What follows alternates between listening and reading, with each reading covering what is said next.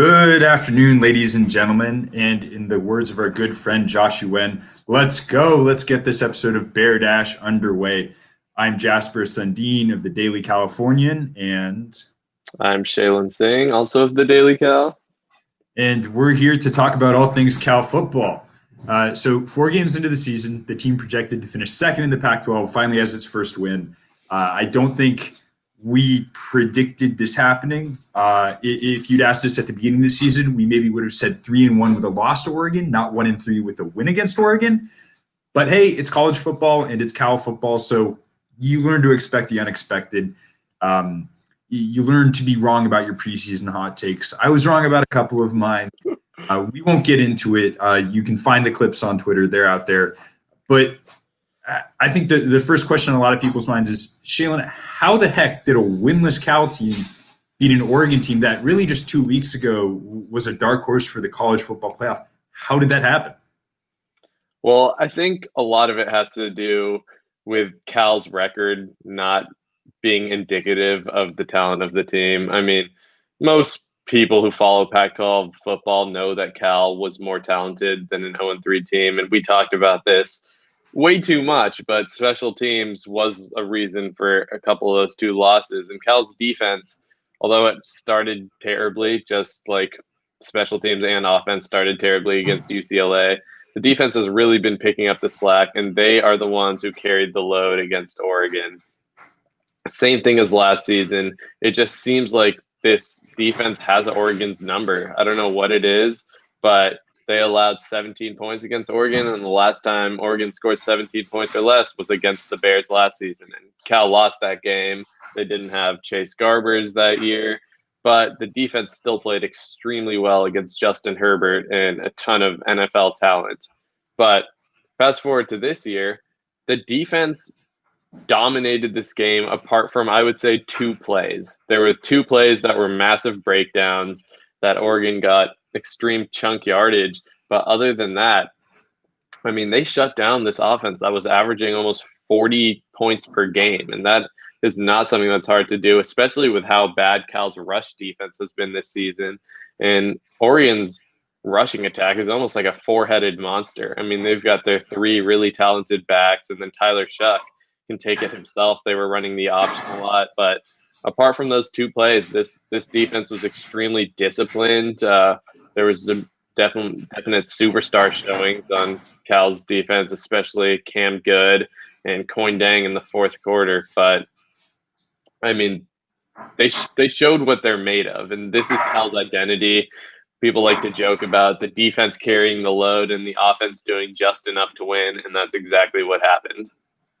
Yeah, this was a real classic Cal performance. This is something I think we've grown accustomed to seeing in the Justin Wilcox era. Cal wins a lot of low-scoring games that are like this. They're just slugfests, and it's just the defense putting the team on its shoulders. Coin Dang said after the Stanford game that the team needed to put in a complete performance to get a win. What he maybe should have said is the defense needed to put in a complete performance to get a win, because they did. It wasn't the defense alone. I think this required the rest of the team not making errors. There were no turnovers offensively. Special teams came out there and did their job. They made the extra points. They got the punts. But when it came down, when the game was on the line, Wilcox looked at the defense. He didn't kick a field goal on fourth down in Oregon territory. He was confident that if the offense missed that fourth down, which they did, he had a defense that would get the job done, which they also did.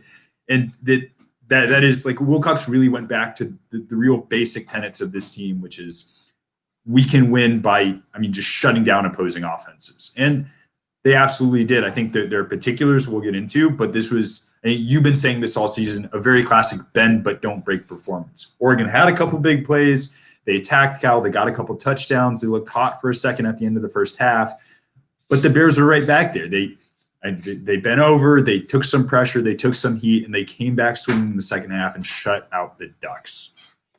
Yeah, and when we're talking about those defensive lapses, those are things that I have full confidence that the coaching staff will get cleaned up. I mean, allowing Oregon to convert a 3rd and 16 is inexcusable, but those weren't play designs that went wrong. It was execution, and I think with this coaching staff, especially with how well they schemed Oregon overall, both of the past two seasons against Oregon. I think it shows that this coaching staff can find what opponents like to do and figure out how to limit that. And they did a great job.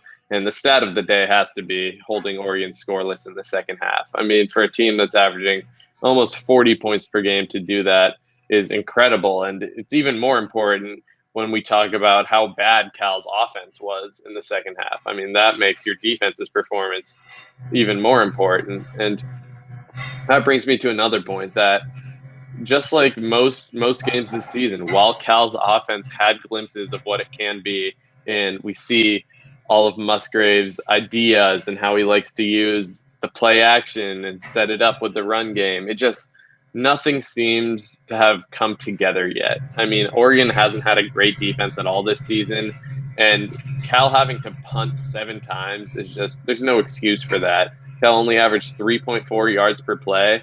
And a lot of that is just Musgrave needs to be more aggressive on average. And when I say that, I mean Musgrave definitely likes to take more deep shots than Baldwin did last season, but there's still way too many plays where Garber's first read is like 2 or 3 yards downfield. And then maybe you complete 2 of those, but then the next thing you know, it's 3rd and 5, and Cal hasn't been the greatest third down team. So I think Musgrave needs to focus more on those intermediate routes and try to get shorter distances on those crucial 2nd and 3rd downs that the offense hasn't been too great at converting so far. Yeah, and some of that is also Garbers. Garbers needs to maybe be more patient with the ball, go through a couple more reads, look downfield a little more. I mean, oftentimes, yeah, Garbers will just end up slinging it to the check down. He was really successful against Oregon State. Cal lost that game, but Garbers was really successful down the field because he wasn't always taking the check down. Man. He was looking deep. He had confidence in Crawford and Polk. The last few games, it feels like Garbers has maybe lost that a little bit, and I'm not sure if that's a change of confidence, but he just hasn't had that same like deep threat mentality. Another thing I do want to touch on, this is maybe Musgrave, maybe also the offense in general, is Cal has a lot of weapons to use. I mean, no one who's maybe climbing NFL draft boards, but Cal has a lot of really like competent, solid players. When you think about the run game, you've got Dancy, you've got Damian Moore, you've got Christopher Brown Jr. In the pass game, Mekhi Polk has emerged this season. We'll talk about that in a second. Kekoa Crawford has as well, and another player we'll talk about in a moment. But Nico Remigio came out and had a great game against Oregon. I mean, that was huge. He was massive in the second half. Cal's leading rusher, Dancy, and leading receiver, Remigio, both stepped up in the second period of play, and it's just because they were getting involved more. They had the ball in their hands. They were targeted a lot more. Remigio caught the game-winning touchdown.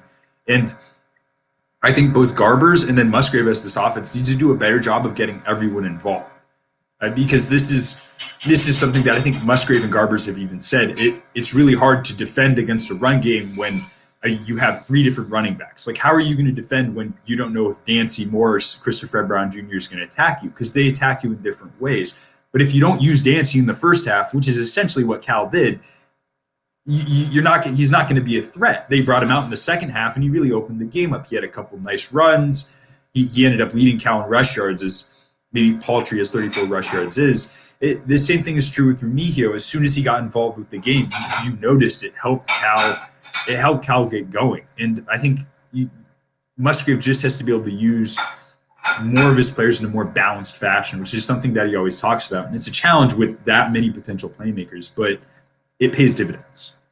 Yeah, it was really nice to see Remigio finally get involved. And like you said, we'll talk about that later. And one thing that really stands out to me is that 4th and 3 near the end of the game where he caught it before the line of scrimmage, but he just refused to go down. And it shows the type of IQ he has for the game, because a lot of players, it's hard for them to know where they have to get to, what the game situation is, and having all that in the back of their head while they're trying to catch a ball with a defender right on them. But Remigio caught it, and he refused to go down until he got the first down, and that was huge. But I want to talk about a few plays later on that drive where Cal is up 4 points, you're on the 25-yard line, and you're faced with a 4th and 5. You have a chance to go up a touchdown with 2 minutes left. And you're telling me the coaches don't trust the field goal unit enough to kick a 42-yard field goal? Like, that's that doesn't make any sense to me, because as bad as special teams has been this season, the worst that happens is, I mean, well, okay, I guess the worst that happens is the kick gets blocked and they take it back for a touchdown. But assuming you trust your field goal unit enough to not get a kick blocked, I mean, if he misses it, you still let the defense come on the field and be as dominant as they have been. But Cal cannot go the rest of the season where it doesn't trust its field goal unit to kick a 40-yard field goal in crunch time. Like, those situations are going to arise. Even if there's only 2 more games left in the season, you're going to be in situations where you need to trust the field goal unit. And it was just worrisome that even though it seemed like Cal's field goal unit and extra points were doing fine against Oregon, Wilcox did not trust the team enough to do that. And it all worked out in the end, obviously. But if Coyne didn't force that fumble, I mean, who knows what would have happened, because Oregon was kind of moving the ball on that final drive. And obviously the fumble ended that. But I don't agree with that call. I think you have to kick the field goal there.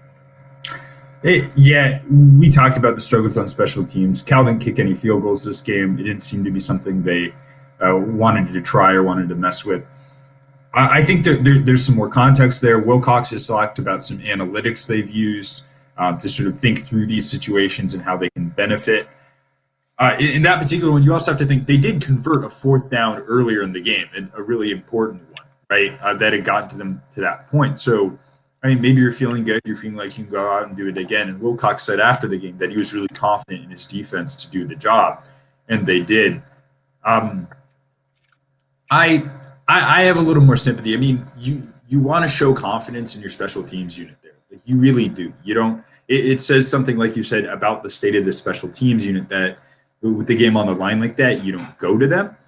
At the same time, I mean, this same type of decision burned Wilcox against Stanford, and it was I don't know, think back to that Stanford game, right? If Wilcox had decided to go for 2 instead of kicking the field goal and then missed it, or like not gotten that extra point and then lost by 1, we would be criticizing him perhaps in the same way.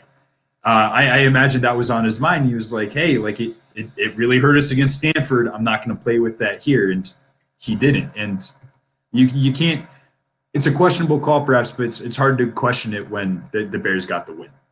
Yeah, I mean, that's definitely fair. It goes both ways. If Oregon were to have scored a touchdown and Coyne didn't force that fumble, we would be saying it's the obvious decision, you should have kicked the field goal. But like you said, the struggles did factor into that decision. And I just want to see against Washington State, I think it's important that maybe if they are faced with that type of down and distance early on in the game, like 4th and short, I think it's important to get the field goal unit involved early in the game, because if you get down to a situation like this, you want Longhetto and that unit to have confidence in themselves and have the comfort of knowing that the coaches trust you. So I think it's important for Cal to at least attempt a couple field goals when, I mean, obviously touchdowns are better, but if they're faced with a 4th down, I think you got to get the field goal unit going next game early on. Yeah, you absolutely do. You can't go an entire season without relying on your kicking squad and your kicker. Longhetto is kicking for the first season, but he showed his chops against Oregon State. He hit a 52-yarder. He definitely has it in him, and you're right. Like, in those early game situations, you want to get him out there. You want to build his confidence. That's part of coaching for the long term. I mean, there will be some mistakes, but it certainly is worth it.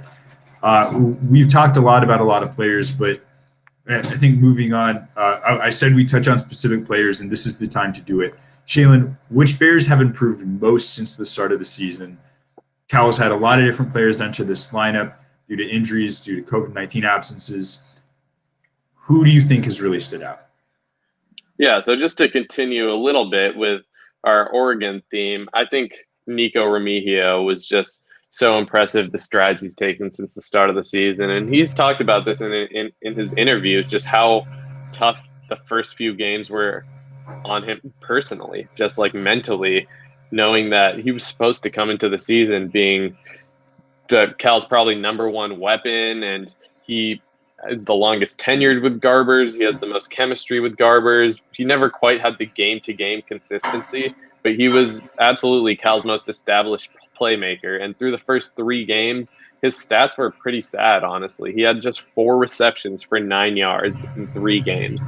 But as this topic, we're talking about players who have improved since then, and he's definitely on a steady incline because he only had 2 receiving yards on 2 catches in the big game, but one of those did go for a touchdown. So there's that. That's always an improvement. And then he bursts onto the scene against Oregon, 6 catches for 81 yards, the super clutch 4th down that we talked about, and then also Garbers' play action touchdown that was spread all over social media because he did the little behind the back ball trick. I also broke that play down in an article if you want to check it out on the Daily Cal's website. But it's just plays like those where it's so nice to see because we know the potential he has, but he's just never been able to put it all together. And it's not on him either. Like, you take what the defense gives you, and if it's Crawford and Polk getting open, that's what Garbers should go for. And it's the only thing I want to say about Remigio and Polk and Crawford is that I just, even though all 3 of them flash at times, it feels like it's kind of just anyone's guess as to who's going to have a good game that day. And what I would like to see is one of those 3 emerge as a consistent game-to-game target for Garbers, like someone who Garbers can count on for 50-plus yards per game, and someone he goes to consistently in clutch situations. Because I feel like as of now, it's bounced around between the 3, which that's a good problem to have, knowing that all 3 are capable of that. But I would like to see more consistency from a specific player, and there's a good chance that could be Remigio. Yeah, I definitely. We'll break into the Wazoo game in a second. But given the fact that it's going to be cold, you're going to be wanting to throw into the slot a lot of short balls. It could be another opportunity for Remigio to really break out and have a big game. He's definitely capable. You talked about like a number 1 guy emerging. He really was that guy for Garbers last season. He was the go-to dude. When a play broke down, the ball would be in Nico Remigio's hands. And as you pointed out, he was able to make things happen against Oregon. He's a really tough guy to bring down. There's definitely an opportunity there. When we're talking about improved players, though, I want to touch on someone else who's had a really good season in that receiving corps. You mentioned Mekhi Polk. I'm going to talk about him a little more. You talked about that game-winning touchdown from Remigio, the play action. A reason Remigio was able to get in the end zone, though, is because Mekhi Polk was drawing defenders away like flies. He's an extremely good deep threat, and he started to emerge as that for the Bears this season. Again, you said there's been no real rhyme or reason or consistency to who Garbers goes to and who Cal's number 1 receiver is. But Polk, I'm sorry, is really exciting because he's young. He's just a sophomore, but he really broke out towards the end of last season's campaign, and he's kind of picked up where he left off. He's been a consistent threat. He has 183 receiving yards on the season, which, isn't fantastic after 4 games. But I think the thing he's had, which Cal's really lacked a lot, is, like I said, that presence down the field. He had a couple really big catches against Oregon State. Dollars to donuts, when Garbers is getting multiple 15-yard passes down the field, Polk is one of them. He's fast. He gets open. And I think at the beginning of his career, and when I say the beginning of his career, I'm meaning towards the end of last season, the Red Box Bowl, even the Oregon State game this season, he was a threat down the sidelines. He was a guy who could just go. He could hit the go route. He could get deep. He could get open. Over the last couple games, he's been a more consistent threat all around the field, whether that's running slants, post routes. He's able to get into the middle of the field, and he's able to get open using something other than his speed, using a greater route running ability. And I think a lot of that has to do with him gaining some strength and some physicality, because if you look at him last season, I mean, he was a stick. Like, he came in as a freshman.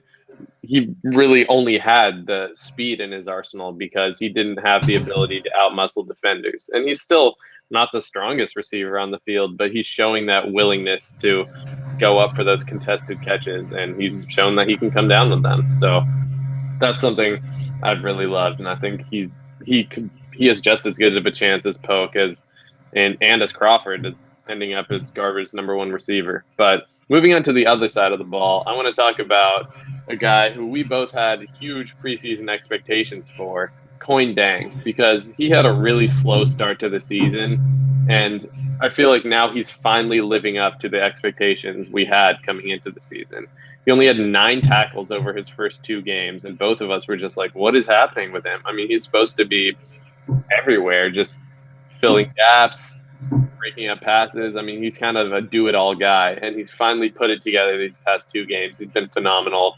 22 tackles over the past 2 games. That sounds more like what we expected, and he's also had 2.5 tackles for loss over the past 2 games, and then obviously you talk about the 2 second-half forced fumbles. Those are probably Cal's 2 clutchest plays of the season. Like if either of those don't happen, Cal doesn't win this game, and he's just finally emerging as a leader who he's always been the vocal leader this season, but he's emerging as a player who can take over the game and impose his will more than we've seen earlier in the season. Yeah, I absolutely agree. As goes Koindang, so goes apparently the Cal football team. He's the center of this defense. I mean, this is a Cal program that consistently produces great linebackers, and they really are like the focal point. They stop the run game, help out in pass coverage, which granted Koindang maybe needed a bit of work on. But you think about Evan Weaver making this defense successful last season. You think about Jordan Kunashik the season before, Devontae Downs. It's always revolved around a really strong middle linebacker. And Koindang, if he's that guy and if he can be that guy on a game-to-game basis, which I think we both know he can, it bodes well for this Cal program. I want to talk about, though, his new partner in crime, Mwelu Iosefa, who's just a freshman. He's gotten 2 straight starts, though, at that middle linebacker position. And we talked about Dang improving and that helping Cal a lot. But since Iosefa has come in and started, Cal's given up on average just over 100 rushing yards per game. In the first 2 games where he wasn't starting, the Bears were giving up over 200 rushing yards a game. That's not prohibitive because Evan Tattersall, who Iosefa largely replaced, still plays a lot, even if he's not sort of starting day in, day out. But I think especially this game against Oregon, who's a fantastic rushing team, Cal's ability to stop the run was huge. I mean, they only allowed 137 rushing yards. And Iosefa is just, I mean, as a freshman to consistently contribute, he's had 10 tackles over the last 2 games. He recovered a fumble against Oregon. And again, like these aren't like outstanding numbers. He's not going to be an All-American. He's not like a superstar, but he's none of that yet. I think as a freshman to contribute at his level and to just sort of be consistent linchpin next to Dang is really helped. And I think both these players can be feeding off each other. They both had great games when they're next to each other, and you like that if you're a Cal fan ahead of these last 2 games. Yeah, and I think we could, just with how the defense has improved, we could name a ton of players along the defense who have improved. I mean, we haven't even mentioned Cam Good today, who was Cal's best defensive player by far. I mean, he dominated Oregon, 3.5 tackles for loss, and he's also insane against the pass too. I mean, he's increased his sack total game by game each week. He had half a sack week 1, then 1.5, then 2. So it only makes sense that he's got 2.5 coming for Washington State. And we're running a bit low on time, so I think we might as well move on to our final section, which is our preview against Washington State. And we have a comment from a fellow Dash host saying, "Y'all ready to take an L this weekend?" from Ryan Root. So we're about to talk about that, Ryan. We'll see. Jasper, how can Cal not just second straight win against Washington State? Because last season they came down to Berkeley and Cal delivered a beatdown with Monster at the helm. But that Washington State team is a lot different than this season. So let's talk about it. Yeah, I think there are some really interesting ways to look at this game. I had a talk with our fellow Dashboard host Cody midweek. We did a little Q&A that's also on the Daily Cal's website. He pointed out that over the last 5 years, whenever Cal and Wazzu play each other, the home team wins. And it's interesting to be sure, something to maybe be aware of. There is, I think, going to be a certain home field advantage. It's going to be cold in Pullman when these two play. It should not get above 35 degrees. If they do play at 7 p.m., it could be below freezing. And so that's definitely something to keep in mind. But I think that the Bears are on an upward trajectory, and it doesn't feel like Washington State is going the same way. The Cougars have, I think, been much better than a lot of people anticipated, given the fact that Rolovich is in his first year with the program. There's sort of like the kind of a rebuilding sense you get from that program. You have a new freshman quarterback, and the Cougars have been able to put up decent offensive numbers. They got a win against an Oregon State team, which did beat the Bears, and they were competitive against Oregon. They were not competitive, though, against the Trojans, who they were blown out by last week. They gave up 28 points in the first quarter. There are definitely some positive aspects to take away, but it was a real long, slow, tough game for the Cougars. And the Trojans were able to shut down that offense. The Bears last week against Tyler Shuck did much the same thing. I think Jaden DeLora, who's Washington State's starting quarterback, and Tyler Shuck, who's Oregon's starting quarterback, like to throw in a lot of the same places. They like to go short. They like to go to the middle of the field. And Cal was able to completely take that away against Shuck. I mean, Shuck was severely limited against the Bears. If Cal can come out and do the same thing against Washington State, it's going to be tough for the Cougars to do anything. Yeah, and Delore had a really tough time, especially against pressure. And with how good of a season, and especially the past couple of games Cam Good and Brett Johnson have been having, that could pose some major problems for the Cougars. But their X factor this game could be the potential of getting Max Borghi back. And he's arguably the most talented running back in the Pac-12, and Cal's rush defense has not been a strength this season. We talked about how they did better against Oregon, but overall, Cal is still near the bottom of the pack in rushing yards allowed. But Borghi's, whether he plays or not, his replacement, Deion McIntosh, has actually been pretty darn good himself. He's averaging almost 7 yards a carry, and that's over a pretty big sample size too. So it's not just one or two outliers. And they've also got a pretty good wide receiver duo in Bell and Harris. They've already combined for 50 receptions. And for some context, if you look at Cal's top two receivers, Crawford and Polk, they've only combined for 36. So I think it's fair to say the competition between Washington State's passing game and Cal's secondary is going to be super fun to watch. It definitely is, and that's where this game was won again, or that's where Washington State's game against USC was won and lost. That's probably where this game will come down to. Cal, like I said, has to find a balanced way to attack the game offensively. You have to use all your weapons. You have to figure out a way to mix them in. If someone's hot, you have to be able to go with them. But you also have to be able to get players that aren't hot to the point where they can really contribute, over the course of a game. They're able to do that with Dancy and Remigio, and Musgrave needs to be quick on his feet. It'd be nice if, I don't know, he can get Dancy involved a little earlier, get Christopher Brown Jr. up and running a little earlier, because he was able to find some of that in the second half. But, I mean, by then you've already lost a lot of time. Against Washington State, the Bears are going to need to sort of get into rhythm just a little sooner if they want to win. Another point I think is worth touching on, though, Washington State has given up a lot of passing yards this season. They have not been able to hold opposing quarterbacks to under 300 yards. And, I mean, Garbers he's not the greatest quarterback on earth, and I think a lot of people thought he'd step up this season. He really hasn't in a lot of ways.